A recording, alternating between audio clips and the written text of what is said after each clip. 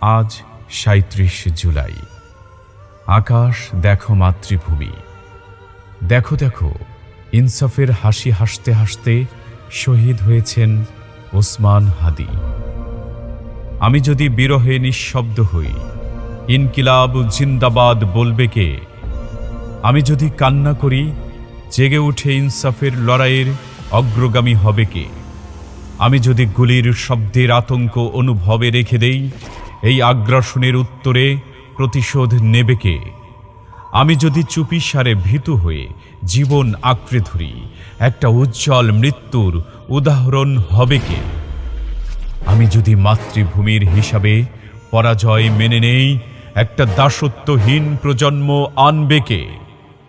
আমি যদি রক্তিম রাজপথ দেখে ঘরে ফিরে যাই, মুক্তির মিছিলে তবে নির্ভীক স্লোগান ধরবে কে?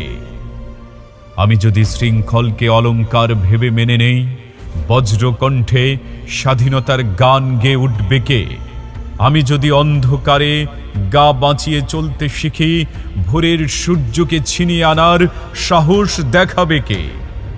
আমি যদি অন্যায়কে নিয়তি বলে আপোষ করি, বিপ্লবের মশাল হাতে অন্ধকারের বুক চিরবে কে? আমি যদি শহীদের ঋণ ভুলে স্বার্থে মগ্ন হই, ইতিহাসের পাতায় বীরত্বের অমর কাব্য লিখবে কে?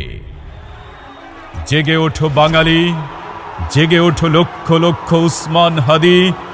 মাতৃভূমি অথবা মৃত্যুর মুখোমুখি, জেনে নাও, জেনে নাও, আজ ৩৭ জুলাই। ইনকিলাব জিন্দাবাদ। আজ ৩৭ জুলাই। ইনকিলাব জিন্দাবাদ। ইনকিলাব জিন্দাবাদ।